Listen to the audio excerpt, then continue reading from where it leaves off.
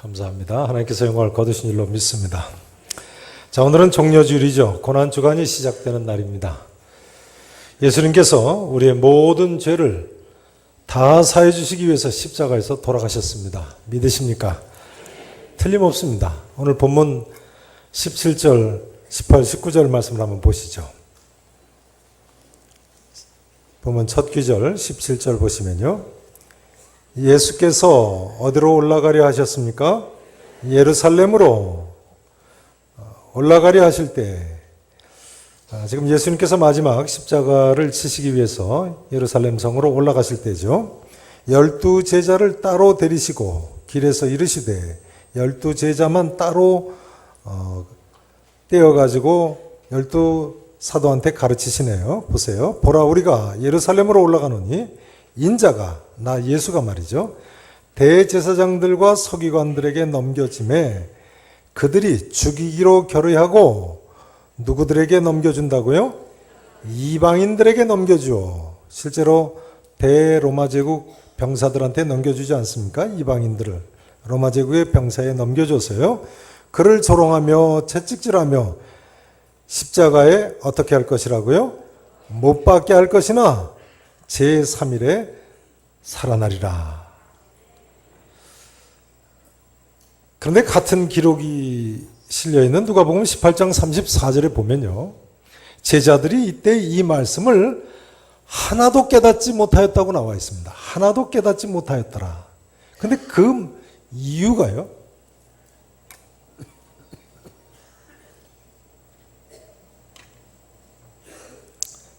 그 말씀이 감추었으므로, 그 말씀이 어떻게 됐다고요? 감추었다고요. 그래서 그들이 그 이른말을 알지 못하였더라. 이렇게 나와 있습니다. 그럼 예수님께서 이 말씀을 왜 미리 하신 것입니까? 말씀이 감추어져서 깨닫지도 못하는데요. 왜 미리 말씀하셨을까요? 훗날을 위해서 이렇게 말씀하신 것입니다. 예수님께서 십자가에 돌아가시고 부활하신 후를 위해서요. 아니, 오늘날 우리까지도 위해서 이 말씀을 하신 것입니다.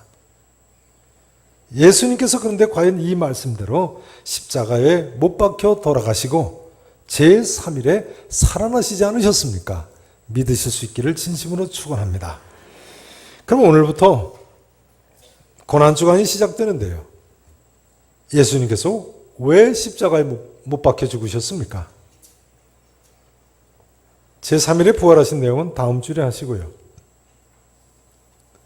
예수님께서 왜 십자가에 못 박혀 돌아가셨습니까? 자, 오늘 본문 마지막 절을 보시겠습니다. 28절 말씀 함께 읽으십니다. 인자가 온 것은 섬김을 받으려 함이 아니라 도리어 섬기려 하고 자기 목숨을 많은 사람의 대속물로 주려 함이라. 인자가 온 것은요, 뭘 받으려 함이 아니라고요? 왕처럼 섬김을 받으려 오신 것이 아니고 도리어 섬기려 하고 종처럼 섬기려 하고요. 자기 목숨을 많은 사람의 무엇으로 주려 오셨다고요? 대속물로 주려 함이니라. 예수님께서는 대속물로 십자가에 돌아가신 것입니다. 십자가에 달려 죽으신 것은요, 물론 저주받은 자의 죽음을 의미하지요. 우리가 죄 때문에 하나님의 저주를 받아야 마땅한데 예수님께서 우리 대신 대속의 죽음을 죽으신 것입니다. 마치 구약시대의 대속물 어린 양과 같이 말이죠. 이 사실을 확실히 한 세례 요한은 예수님을 보고 보라, 세상 죄를 지고 가는 하나님의 어린 양이로다 하고 외쳤습니다. 여러분 아시죠? 예수님께서 사해 주셔야 하는 우리의 인간들의 죄는 가벼운 죄가 아닙니다. 죽을 중죄이기 때문에 대속물이 반드시 죽어야만 하는 것입니다. 대속물이 뭐 팔다리 부러지는 정도로는 안 되는 것입니다. 여러분, 인간의 죄가 이 정도로 심각하다고 생각하십니까? 이 정도 심각하다고 생각하세요? 지난달에 서울 강남 주택가에 길 가던 20대 여성을 따라가서 묻지마 살인을 했던 공익근무요원이 있었죠. 그 사람은 자기 수첩에 이렇게 써놨더라고 그래요. 언제라도 살인을 할 수 있게 몸을 단련한다. 언제라도 살인할 수 있게 뭘 한다고요? 몸을 단련한다고요. 기가 막히죠. 사람들이 운동으로 몸을 단련하는 목적도 가지가지군요. 그 사람은 자신의 롤 모델이 7명이나 연쇄살인을 했던 유영철이라는 사람이라고요. 아니 본받을 사람이 없어서 롤 모델을 연쇄살인범으로 정합니까? 그 사람 메모장에 이렇게 기록이 되어 있더라는 거예요. 신이 나를 버렸으니 나도 신을 버린다. 누가 자기를 버렸다고요? 신이 버렸다고요. 신이 버린 것이 아니라 인간이 하나님을 버리고 떠난 거죠. 인간이 얼마나 죄인인데요. 히틀러는 유대인만 600만 명이나 죽이지 않았습니까? 소련의 스탈린은 1800만 명이나 죽였다고 알려지고 있습니다. 중국의 모택동은 공산주의 혁명을 완수하기 위해서 1000만 명 이상을 죽인 것으로 알려지고 있습니다. 캄보디아의 폴포트 정권은 서구 문명에 물든 사람들이라고 안경 쓴 사람까지 다 죽였다니까요. 그러다 보니까 그 좁은 나라에서 200만 명이나 죽였습니다. 이런 예가 얼마나 많습니까? 일본 사람들은 일제 36년 통치 기간에 한국 사람의 3분의 1을 죽였다니까요. 그러고도 이제 와서 위안부가 그때 없었다, 독도는 자기들 땅이라고 하니까 기가 막히죠. 후한무치라더니 말이죠. 독도 줄 테니까 우리 36년 통치 좀 받아보라고 그러세요. 36년 통치 받으면 우리가 독도 주겠다고.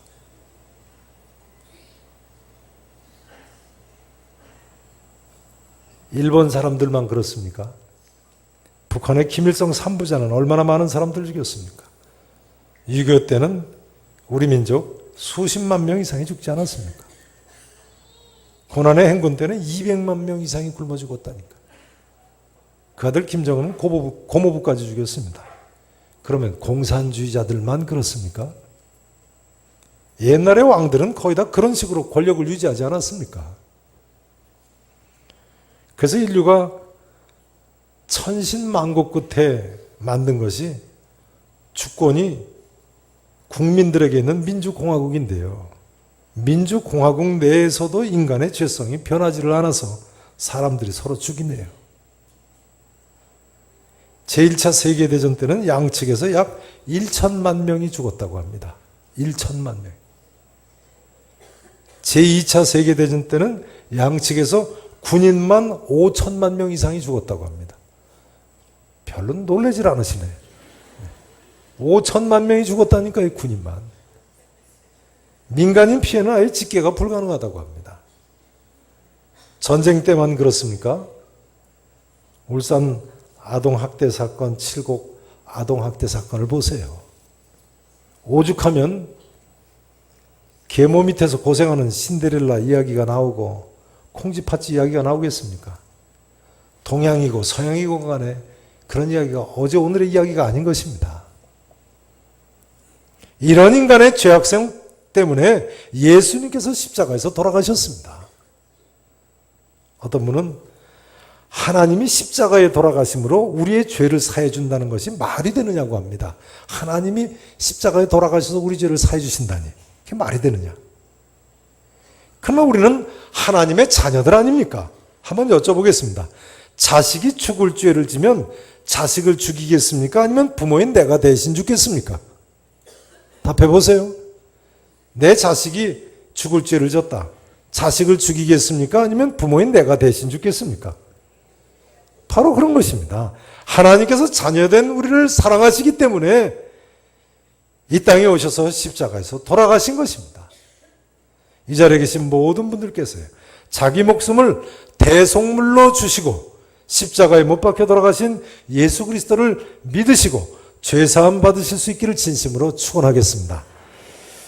이제 그러면 이처럼 예수님의 대속의 죽음을 믿는 우리는 어떻게 살아야 하겠습니까? 자, 본문 26절, 27절 말씀을 보시겠습니다. 26절, 27절 말씀. 자, 함께 읽으십니다.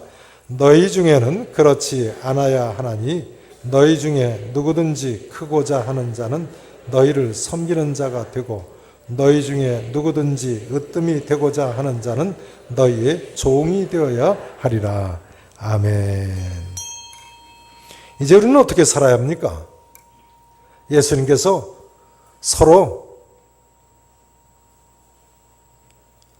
메시아관이 잘못돼가지고 하나님의 나라가 이 땅 위에서 세워지는 것인 줄 알고 좌의정 우의정 시켜달라고 하는 12제자한테 하시는 말씀이죠. 25절에 보세요. 이방인의 집권자들이 그들을 임의로 주관하고 그 고관들이 그들에게 권세를 부리는 줄을 너희가 알거니와 너희 중에는 그렇지 않느니라. 너희 중에는, 그러니까 제자들 너희들 간에는 누구든지 크고자 하는 자는 너희를 뭐 하는 자가 되어야 돼요? 섬기는 자가 돼요. 너희 중에, 그러니까 제자들 성도들 가운데요, 누구든지 으뜸이 되고자 하는 자는 너희의 뭐가 되어야 한다고요? 성도들의 뭐가 되어야 된다고요? 종이 되어야 된다고요. 같은 기록이 실린 마가복음 10장 44절에 보면 모든 사람의 종이 되어야 하리라 이렇게 나와 있습니다. 그러니까 성도를 섬기는 자가 큰 자가 되는 것이고요. 그 중에서도 모든 성도의 종이 되면 으뜸이 되는 거예요. 따라서 하실까요? 성도를 섬기는 자가 되자. 모든 성도의 종이 되자. 물론 여기 크고 으뜸이 되는 것이 이 땅에서만 그렇게 된다는 뜻이 아니겠습니다. 저 천국에서도 이 땅에서 성도를 섬기는 자는 큰 자가 되는 것이고요. 모든 성도의 종이 되면 으뜸이 될 줄로 믿으시기 바랍니다. 이건 정말 중요한 진리입니다. 누구나 이 다음에 상을 받기를 원합니다만 자신이 상 받을 만한 사람이 되는 데는 소홀합니다. 여러분, 이 원리에는 아무도 예외가 없습니다. 너희 중에 누구든지 아닙니까? 물론 우리는 예수님께서 내 죄를 사해 주셨기 때문에 십자가에서 내 대신 돌아가셨다는 사실을 믿기만 하면 죄사함 받고 구원받습니다.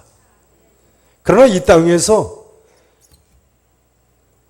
정말 위대한 성도가 되고 더 나아가서 으뜸이 되고 이 다음 저 천국에서 상을 받기 위해서는 지금 얼마나 성도를 섬기면서 살았느냐, 얼마나 종된 삶을 살았느냐가 중요한 것입니다.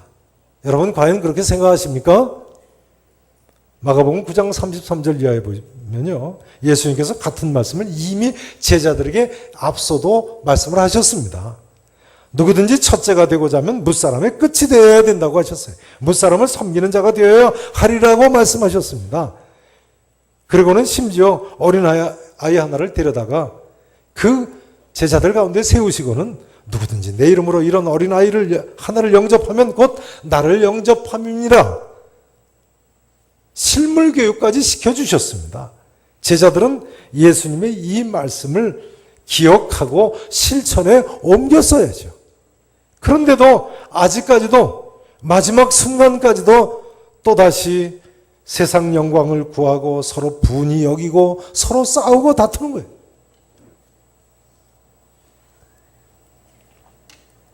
이제 중요한 것은 우리의 모습이겠습니다. 예수님께서는 섬기는 자가 되어야 된다. 모든 사람의 종이 되어야 한다고 말씀하셨는데요. 그럼 우리는 과연 이처럼 성도를 섬기고 모든 사람의 종으로 살아가고 있는가요? 우스갯소리로 들으십시오. 저기 앉은 김 집사는 내 마음에 안 드니까 그 사람은 빼고입니까? 아니면 그 김 집사까지입니까? 그 사람은 빼고 딴 사람만 섬깁니까? 그 사람도 섬겨야 됩니까? 대답해 보세요. 나하고 안 맞는 그 이 집사는 빼고입니까? 그 이 집사까지도 섬겨야 됩니까? 모든 사람이라니까요. 성도 여러분 아시죠? 좋은 교회는 이처럼 섬기는 사람이 많은 교회입니다. 이처럼 섬기는 사람이 많은 교회가 좋은 교회입니다. 헬라어 디아코노스라는 단어는요, 우리말로 섬기는 자, 종이라는 뜻입니다만 동시에 집사라는 단어가 거기서 나왔습니다. 이 디아코노스라는 단어는 헬라어 디아코니아, 섬긴다는 뜻에서 나온 단어입니다. 이제 다음 달에 저희 교회는 장로, 안수집사, 권사님들을 새로 선출할 텐데요. 교회 장로님, 안수집사님, 권사님이 된다는 것은 남달리 성도들을 더 잘 섬기겠다는 뜻입니다. 사실은 모든 성도는 모든 성도들의 종이 되어야 됩니다. 그것이 하나님 뜻이죠. 자, 이제 한번 좌우를 둘러보십시오. 자, 앞뒤에 계신 분들도 좀 인사 좀 하세요. 자, 그냥 꾸벅 인사하지 마시고 이렇게 말씀하시면서 인사하세요. 제가 섬기겠습니다. 이렇게 인사해요.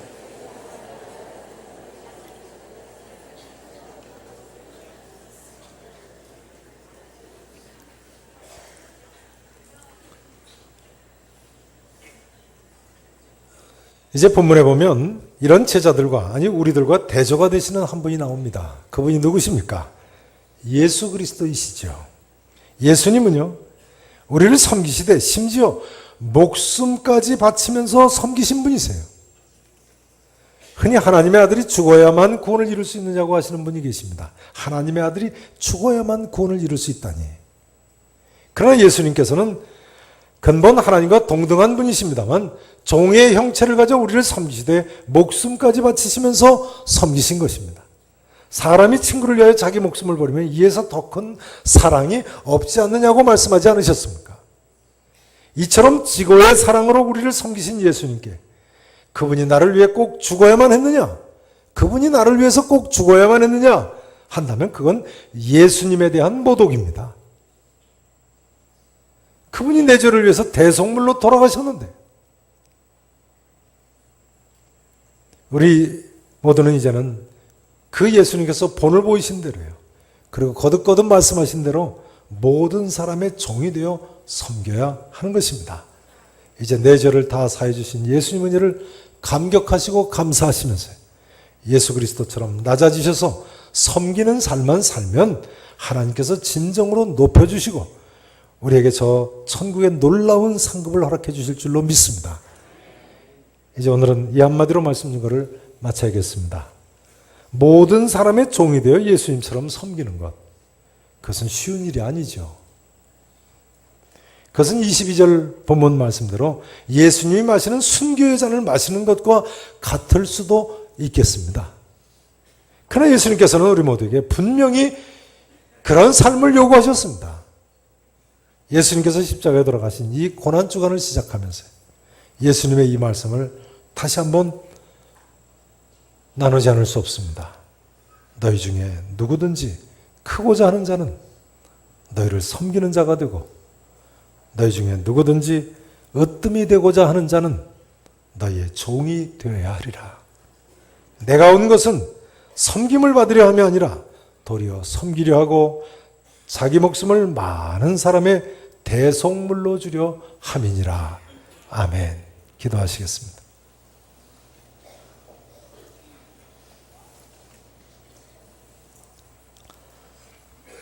참으로 놀라우신 은혜를 우리에게 베풀어 주신 우리 주님,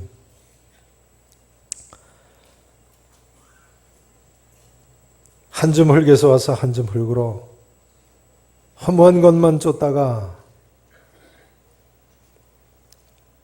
한 줌 흙으로 돌아가야 마땅했던 인생들에게 하나님이처럼 십자가의 대속의 은혜를 베풀어 주심을 감사합니다. 아버지 하나님, 이제는 죄사함 받고 영생을 얻을 수 있는 구원의 여망이 생겼사오니 주여, 이 시간 십자가 밑에 나온 모든 머리 숙인 성도들을 기억하시고 하나님, 이 구원의 은총을 믿을 수 있게 해주시옵시고 믿을 뿐만 아니라 이 은혜에 합당한 삶을 살게 해 주시옵소서. 예수님처럼 섬기며 살게 해 주시옵소서. 예수님처럼 종으로 살게 해 주시옵소서. 우리 홀로 놔두면 이 길 갈 수 없사오니 주여, 우리를 긍휼히 여기시고 붙들어 주시옵시고 평생의 발걸음을 인도해 주시옵소서. 감사하고 살아계신 예수님 이름으로 간절히 기도합나이다. 아멘.